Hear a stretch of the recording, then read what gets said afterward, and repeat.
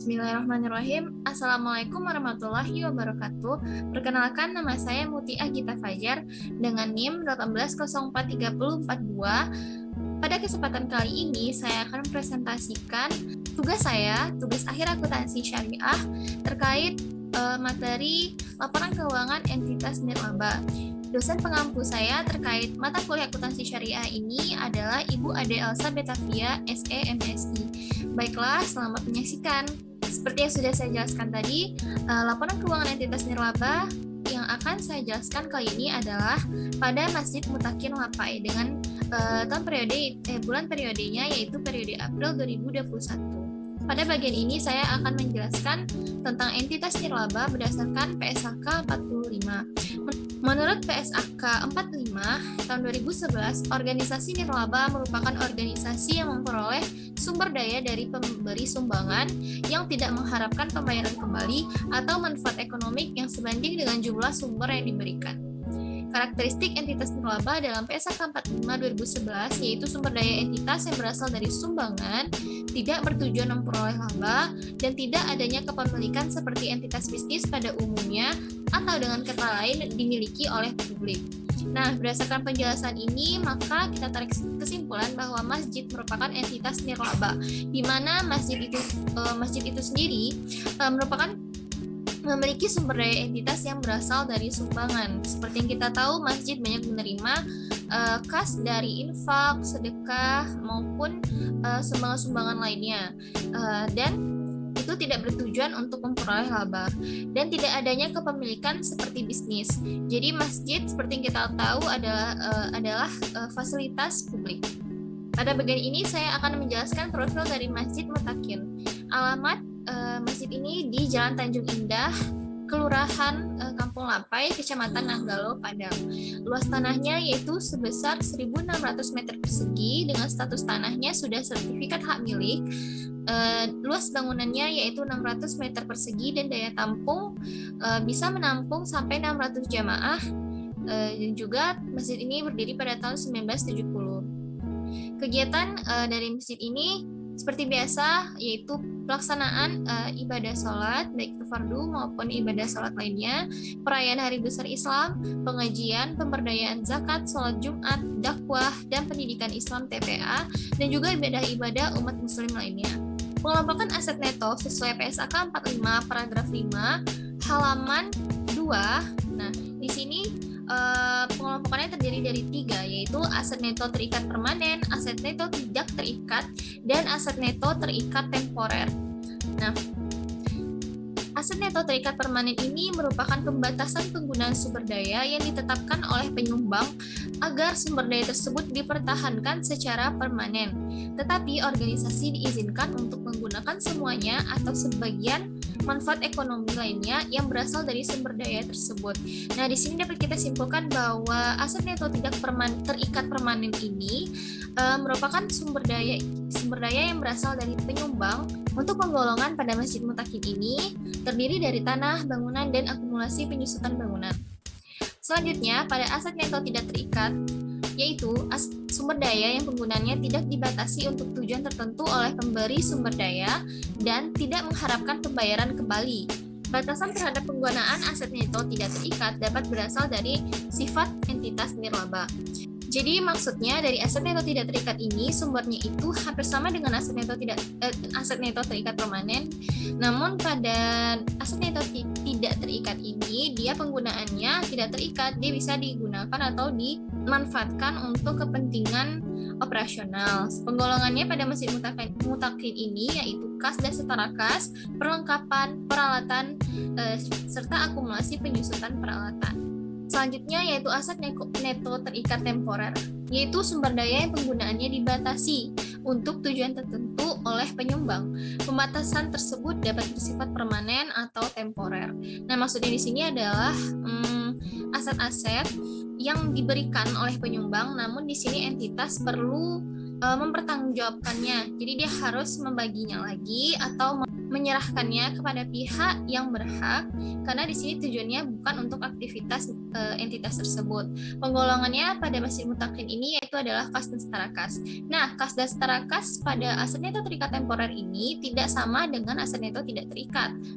Jadi kalau yang terikat temporer ini, kas dan setara kasnya adalah seperti zakat. Jadi masyarakat memberikan zakat atau membayar zakat ke Masjid Mutakin, dan Masjid Mutakin memberikannya kepada masyarakat atau warga yang berhak. Nah, bagian ini merupakan laporan keuangan. Laporan ini menjelaskan pemasukan dan pengeluaran masjid selama 1 bulan, yaitu April 2021, di mana di sini juga menyatakan saldo bulan Maret atau bulan sebelumnya yaitu sejumlah 37.850.000. Dan selanjutnya di sini ada beberapa kegiatan yang dilakukan oleh masjid selama sebulan, ada pemasukan dan juga pengeluaran.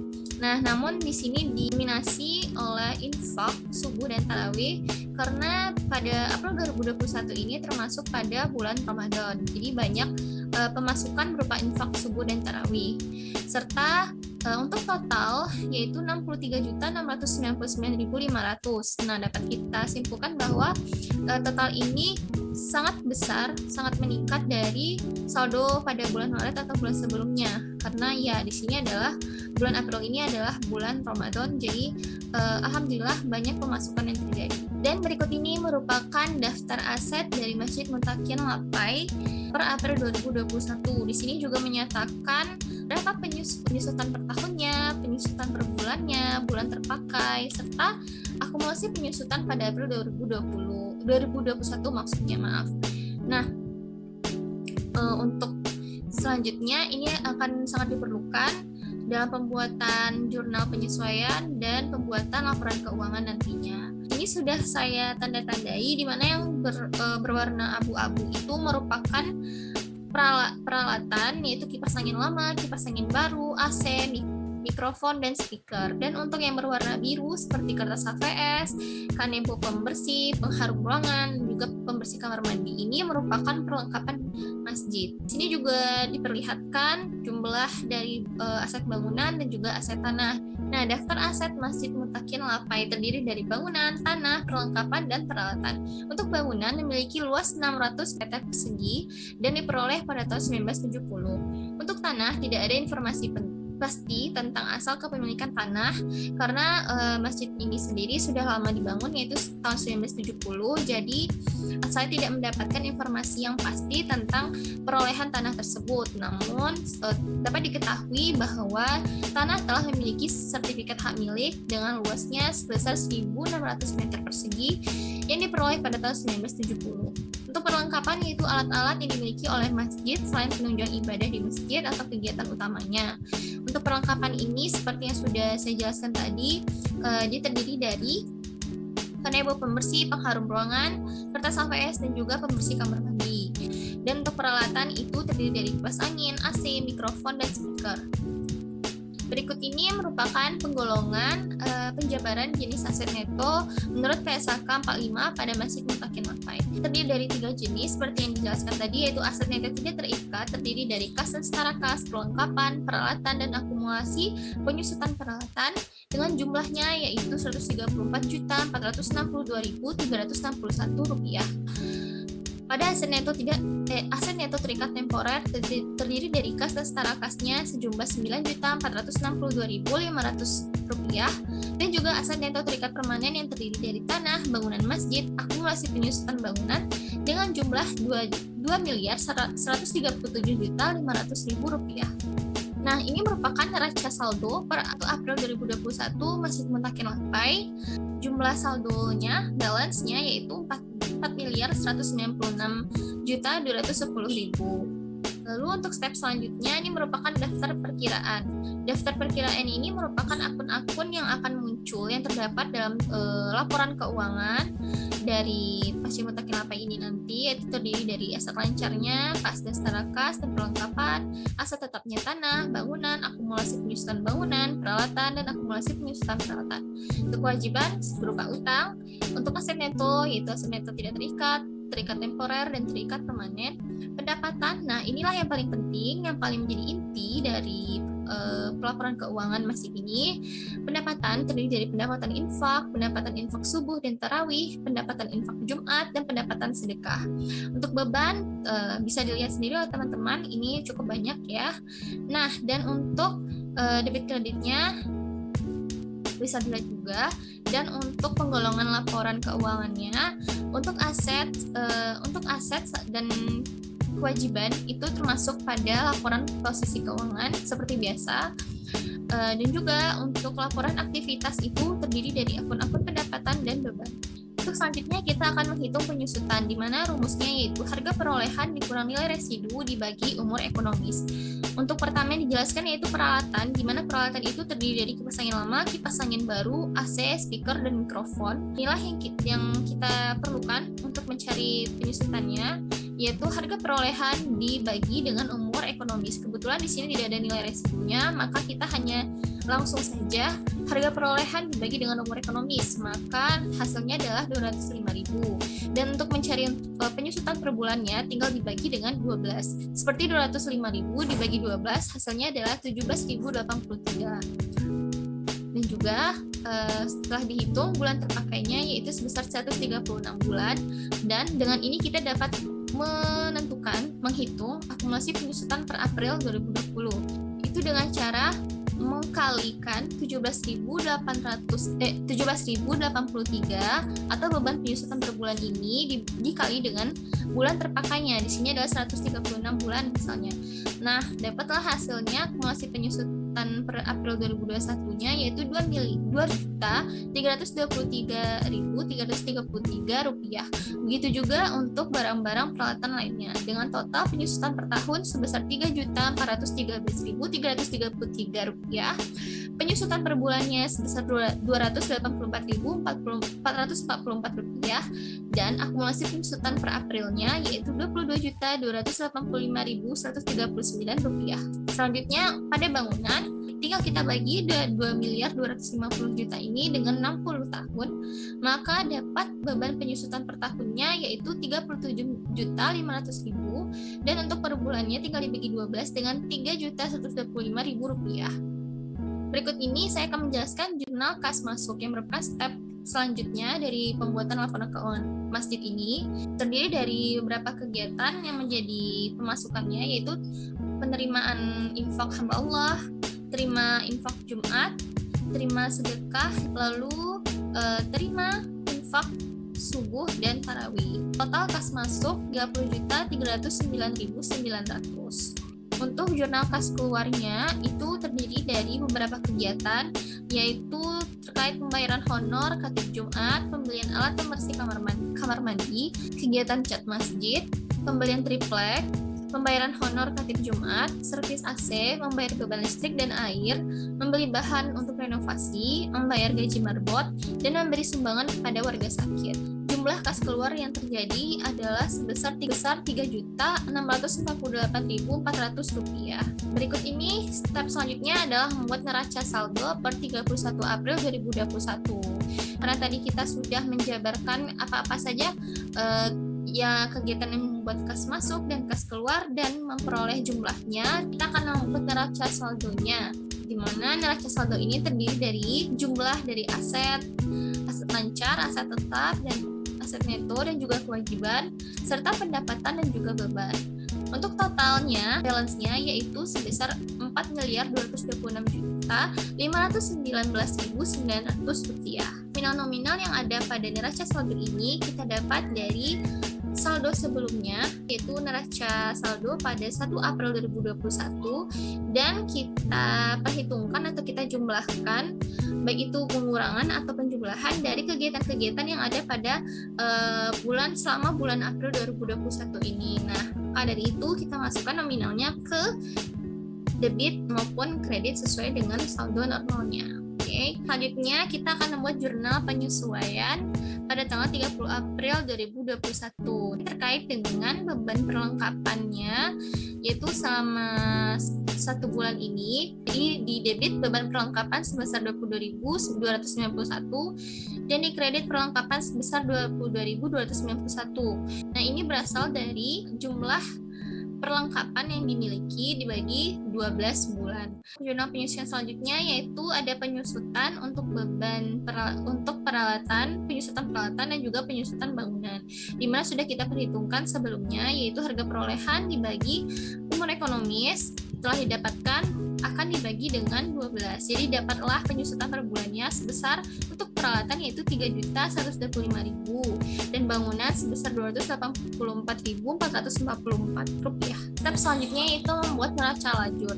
Neraca lajur ini akan mempermudah kita untuk menggolongkan akun-akun mana yang akan dibuat dalam laporan aktivitas dan akun mana yang akan dimasukkan ke dalam laporan posisi keuangan. Di neraca lajur ini ada neraca saldo yang sudah kita buat tadi, yang sebelum adanya penyesuaian. Lalu ada ayat jurnal penyesuaian yang sebelumnya baru saja kita lakukan tadi, dan selanjutnya ada neraca saldo setelah penyesuaian. Untuk laporan aktivitas ini yang termasuk dalam laporan aktivitas ini adalah pendapatan-pendapatan dan juga beban. Sedangkan untuk laporan posisi keuangan ini yang termasuk akun yang termasuk adalah aset-aset dan juga kewajiban. Setelah kita masukkan angkanya, maka akan kita jumlahkan hasilnya. Perlu kita pastikan bahwa pada neraca saldo, jurnal penyesuaian, dan neraca saldo setelah penyesuaian ini antara debit dan kredit haruslah balance. Dan pada laporan aktivitas itu kita akan menghitung kekurangan atau kelebihannya, maka akan kita temui selisihnya di sini. Lalu begitu juga untuk laporan keuangan akan kita temui selisihnya di sini, dan jika selisihnya sama maka itu sudah benar. Untuk selanjutnya, saya akan menjelaskan laporan keuangan Masjid Mutakin Lapai yang sudah berdasarkan PSAK 45. Pembuatan laporan keuangan ini dibuat berdasarkan step-step siklus akuntansi yang sudah kita buat sebelumnya. Untuk laporan keuangan berdasarkan PSAK 45 ini, laporan keuangan terdiri dari laporan aktivitas, laporan posisi keuangan, dan juga laporan arus kas. Nah, berikut ini adalah pemaparannya. Disinilah kita akan membuat laporan aktivitasnya berdasarkan yang sudah dibuat di neraca lajur tadi. Nah, itulah gunanya supaya kita bisa mengelompokkannya dengan baik. Nah, untuk laporan aktivitas itu akan menunjukkan jumlah perubahan aktivitas bersih terikat permanen, terikat temporer, dan tidak terikat dalam satu periode. Nah, di sini seperti yang sudah saya jelaskan tadi bahwa laporan aktivitas itu terdiri dari akun-akun pendapatan dan juga beban. Untuk aset yang tidak terikat, jumlah pendapatan adalah 30.309.900 dan untuk bebannya sejumlah 3.489.691. Untuk terikat temporernya pendapatan tidak ada dan untuk beban sebesar Rp121.000. Untuk terikat permanen sejumlah Rp3.409.444 pada bebannya. Sehingga jumlah untuk pendapatan sebesar Rp1.100.000, untuk jumlah bebannya sebesar Rp6.899.135. Nah, perlu kita ulangi lagi bahwa kalau pengelompokan aset tidak terikat ini merupakan pendapatan-pendapatan yang bersumber dari penyumbang yang bisa digunakan entitas untuk dipergunakan dimanfaatkan untuk kegiatan operasionalnya seperti dari pendapatan infak dan juga beban-bebannya seperti beban perlengkapan, beban listrik, beban gaji marbot, beban khatib atau imam Jumat, dan juga beban pemeliharaan dan perbaikan. Itu semua terkait dengan operasional masjid. Lalu untuk terikat temporer itu berupa beban sosial di mana dia merupakan operasi untuk dipertanggungjawabkan atau diberikan ke pihak yang berhak, yaitu di sini tadi aktivitasnya adalah pemberian sumbangan kepada warga yang sakit. Lalu untuk terikat permanen itu adalah aset-aset yang permanen seperti bangunan dan peralatan. Nah, untuk LPK itu sendiri tujuannya untuk mengetahui posisi keuangan masjid dan pengambilan keputusan ekonomi secara tepat bagi baik masjid maupun pihak eksternal. Untuk laporan posisi keuangan per 30 April 2021 pada Masjid Mutakin, ini akan memaparkan pasifa, aktiva, dan pasifanya. Aktiva terdiri dari aset, yaitu aset lancar dan aset tetap, dan juga pasifanya berupa kewajiban dan juga penjabaran aset netonya. Untuk jumlah aset lancar yaitu Rp140.179.209. Untuk jumlah aset non lancarnya yaitu sebesar Rp2.157.535.417, sehingga dapat dijumlahkan jumlah asetnya yaitu Rp2.304.714.626. Untuk kewajibannya atau utangnya tidak ada, dan juga penjabaran aset netonya itu yaitu neto tidak terikat, terikat temporer, dan juga terikat permanen. Jumlahnya adalah Rp2.304.714.626, sehingga kita mendapatkan jumlah yang balance. Laporan keuangan terakhir yang disyaratkan oleh PSAK 45 terkait organisasi nirlaba yaitu laporan arus kas. Berikut ini ada laporan arus kas Masjid Mutakin Lapai untuk periode yang berakhir pada 30 April 2021. Untuk laporan arus kas itu sendiri bertujuan untuk menyajikan informan mengenai penerimaan dan pengeluaran kas dalam satu periode. Pada laporan arus kas ini terdiri dari 3 aktivitas pengelompokan aktivitasnya. Yang pertama ada arus kas dari aktivitas operasi, ada dari aktivitas investasi, dan ada dari aktivitas pendanaan. Pada aktivitas operasi itu terdiri dari penerimaan infak, penerimaan sedekah, pengeluaran kas untuk beban honor, pengeluaran kas untuk beban gaji, pengeluaran untuk beban sosial, beban listrik air, membeli perlengkapan, dan aktivitas lainnya. Jadi di sini terkait dengan aktivitas operasional masjid. Maka didapat jumlahnya pada aktivitas operasi ini adalah Rp26.916.500. Untuk aktivitas investasi itu terdiri dari pengeluaran kas untuk pemeliharaan dan perbaikan masjid. Nah, ini dikelompokkan dalam aktivitas investasi, di mana jumlahnya yaitu sebesar Rp255.500. Ini minus ya, karena dia berupa pengeluaran. Dan untuk aktivitas pendanaannya tidak ada, akan kita jumlahkan atau kita kurangkan di sini karena pada aktivitas investasinya jumlahnya minus, maka jika dikurangkan yaitu sebesar Rp26.601.500. Pada awal bulan, maaf ini bukan November ya, ini bulan April 2021. Nah, di sini kas awal bulannya sebesar Rp30.850.000 dan akhir bulannya sebesar Rp64.511.500. Dan jika kita kurangkan ini di akhir dan awal, maka akan terjadi kenaikan sebesar Rp26.661.500. Baiklah, itulah penjelasan saya terkait laporan keuangan entitas nirlaba pada Masjid Mutakin Lapai dan juga laporan keuangan berdasarkan PSAK 45. Banyak maaf apabila saya banyak melakukan kesalahan, kekurangan, dan kekhilafan, karena tidak ada sesuatu yang sempurna melainkan Allah Subhanahu wa Ta'ala. Wabillahi taufiq wal hidayah. Wassalamualaikum warahmatullahi wabarakatuh.